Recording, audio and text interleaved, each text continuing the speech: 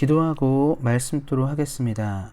사랑의 하나님, 오늘도 말씀을 통하여 하나님을 만나게 하시고 말씀이 주는 풍성한 위로와 평안을 우리 사랑하는 성도님들이 누리도록 함께 하시기를 기도합니다. 성령님께서 이 시간 임하셔서 말씀을 온전히 깨닫도록 도우시기를 기도합니다. 지금은 살아계신 주의 말씀을 듣기 위해 있습니다. 말씀을 전하는 사람과 듣는 모든 사람에게 하나님의 은혜가 충만하게 임하길 원하며 우리를 구원하신 우리 주 예수 그리스도의 이름으로 기도하였습니다. 아멘. 함께 읽을 말씀은 신약성경 388페이지 요한일서 2장 10절 상반절입니다. 신약성경 388페이지 요한일서 2장 10절 상반절 말씀입니다. 그의 형제를 사랑하는 빛 가운데 거하여. 아멘. 오늘은 형제를 사랑함이라는 말씀의 제목을 가지고 함께 은혜를 나누고자 합니다. 예수님은 가장 큰 계명이 무엇이냐고 묻는 당시 율법사에게 이렇게 말씀하셨습니다. 예수께서 이르시되 내 마음을 다하고 목숨을 다하고 뜻을 다하여 주 너의 하나님을 사랑하라 하셨으니 이것이 크고 첫째 되는 계명이요 둘째도 그와 같으니 내 이웃을 내 자신같이 사랑하라 하셨으니 이 두 계명이 온 율법과 선지자의 강령이니라. 마태복음 22장 37절부터 40절까지 말씀입니다. 이 말씀을 살펴보면 신앙생활은 하나님을 사랑하고 이웃을 사랑하는 것임을 우리는 알 수 있습니다. 하지만 많은 사람들이 하나님을 향한 열심과 사랑은 있지만 이웃에 대한 사랑이 없는 경우가 참 많이 있습니다. 예수님 당시의 바리새인들과 같은 사람들은 하나님을 섬긴다는 이유로 부모에게 소홀하고 형제에게 소홀하는 경우가 많았습니다. 이에 대해 예수님은 하나님을 사랑하는 사람은 이웃도 사랑해야 한다고 말씀하신 것입니다. 10계명을 살펴보아도 제1계명부터 제4계명은 하나님에 대한 것이고 5계명부터 나머지 계명은 사람에 대한 것입니다. 10계명에도 자세히 나왔듯이 이웃사랑은 믿는 사람에게 지켜야 할 중요한 신앙의 규범입니다. 하나님과 동행하는 사람은 그래서 하나님을 전심으로 다해 섬기는 동시에 이웃을 사랑하는 삶을 삽니다.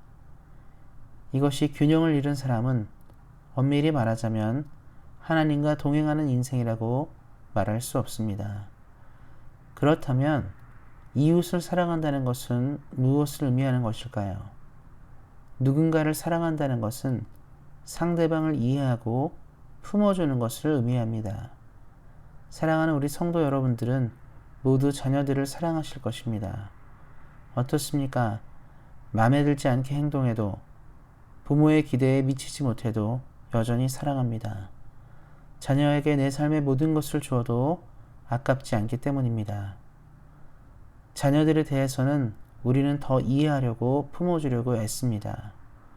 혹 잘못을 저질러도 용서할 준비가 되어 있습니다. 바로 깊이 사랑하기 때문입니다. 우리는 이러한 사랑을 다른 사람들을 향해서도 더 확장할 필요가 있습니다. 이방인들도 하나님을 믿지 않는 사람들도 자신들이 사랑하는 사람들은 충분히 사랑하고 이해하기 때문입니다. 우리는 예수님을 믿는 사람들로 예수님처럼 살 필요가 있습니다. 예수님은 한계가 없는 사랑으로 제자들과 당시 예수님을 따르던 사람들을 사랑하셨고 급기야 원수 같은 사람들도 사랑으로 품으셔서 십자가의 구원을 이루신 분이십니다. 우리는 이 예수님을 대단하고 놀라운 분으로 여깁니다. 그런데 예수님은 자신이 산 삶을 우리도 살아야 한다고 늘 말씀하셨습니다. 우리가 예수님의 사람이라면 더욱 그래야 한다고 말씀하십니다. 예수님은 그래서 제자들에게 첫째도 둘째도 서로 사랑하라고 하셨습니다. 하나님과 동행하는 인생은 사랑의 열매 없이 하나님의 위대한 사명을 감당할 수 없기 때문입니다. 하나님과 동행을 한다는 것은 그래서 이웃을 사랑함을 포함합니다.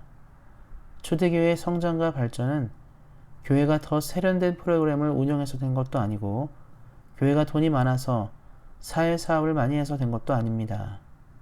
세상을 흔들 만한 높은 계층의 사람들이 많아서 된 것도 아니며 으리으리하고 멋있는 건물로 된 것도 아닙니다. 사람들이 기독교를 주목하고 바라본 것은 그들에게 사랑이 있었기 때문입니다.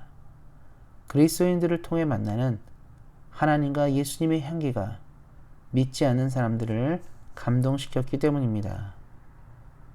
혹 우리 사랑하는 성도님들의 가정 안에 구원받지 못한 사람들이 있다면 사랑하는 성도님들이 먼저 가정 안에서 이 그리스도의 향기를 가족들에게 나타내셔야 합니다. 가족을 구원하기 위해서 필요한 것은 우리를 통해 하나님의 사랑이 흘러들어가는 것입니다. 아빠가 믿는 하나님, 엄마가 믿는 하나님, 형과 동생, 누나와 언니가 믿는 하나님이 우리를 통해서 드러나야 합니다. 우리가 하나님과 동행함을 보고 복음이 충분히 흘러갈 수 있습니다. 우리는 우리 이웃들에게도 그 향기를 흘려보내야 합니다. 아름다운 꽃들이 들판에 피어오를 때 꽃들이 품어내는 향기는 주변 벌이나 나비에게 흘러들어갑니다. 꽃들은 움직이지 않지만 그들의 향으로 벌이나 나비는 움직입니다. 우리가 하나님과 동행함으로 형제와 자매를 사랑할 때 그 향은 주변을 물들게 할 것입니다. 사랑하는 성도 여러분, 모세는 늘 하나님께 불평하고 불만을 가진 백성들을 사랑했습니다. 출애굽기 32장을 살펴보면 그는 심지어 이스라엘이 구원을 받을 수 있다면 자기 이름을 생명책에서 지워달라고까지 기도하였습니다. 우리 모든 사랑하는 성도님들에게도 모세와 같은 깊은 사랑이 있기를 소망합니다. 하나님과 동행한다는 것은 하나님을 사랑함과 이웃을 사랑함을 동시에 가지고 있어야 합니다. 우리 사랑하는 성도님들이 하나님의 사랑과 이웃 사랑을 통해서 하나님의 사람으로 불려지며 하나님과 동행하는 삶을 사시기를 예수님의 이름으로 축원드립니다. 기도하겠습니다. 하나님을 사랑하고 이웃을 사랑함이 온 율법과 선지자의 강령이라고 말씀하신 하나님, 우리 사랑하는 모든 성도님들이 이 말씀을 이루는 삶을 살도록 함께 하시기를 기도합니다. 날마다 하나님의 사람으로 이 땅 가운데 하나님의 빛을 드러내는 삶을 살도록 인도하실 하나님을 믿으며 우리를 구원하신 우리 주 예수 그리스도의 이름으로 기도하였습니다. 아멘. 함께 기도하는 시간 갖도록 하겠습니다. 같이 기도하실 때는 이전한 교회에서 온사양 교회가 성장하고 발전할 수 있도록 이를 위해서 기도해 주시기 바랍니다. 또 우리가 새로운 담임 목사님 청빙을 위해 기도하고 있습니다. 하나님의 뜻 가운데 귀한 사명자, 귀한 목회자가 청빙될 수 있도록 기도해 주시기 바랍니다. 우리 안에 몸이 연약한 지체들이 하나님의 능력과 은혜로 회복되어 함께 예배를 드릴 수 있도록 기도해 주시기 바랍니다. 코로나 정원 가운데 있습니다. 대한민국 정부와 캐나다 정부가 이 시간들을 잘 보내며 준비할 수 있도록 하나님의 은혜 가운데 이 일들을 잘 대처할 수 있는 나라 될 수 있도록 기도해 주시기 바랍니다. 오늘 말씀처럼 우리 사랑하는 성도님들이 늘 하나님의 사랑을 주변 사람들에게 풍성히 흘려보내시기를 예수님의 이름으로 다시 한번 축원드립니다. 오늘도 말씀 안에서 은혜 안에서 승리하세요. 주의 사랑으로 사랑합니다.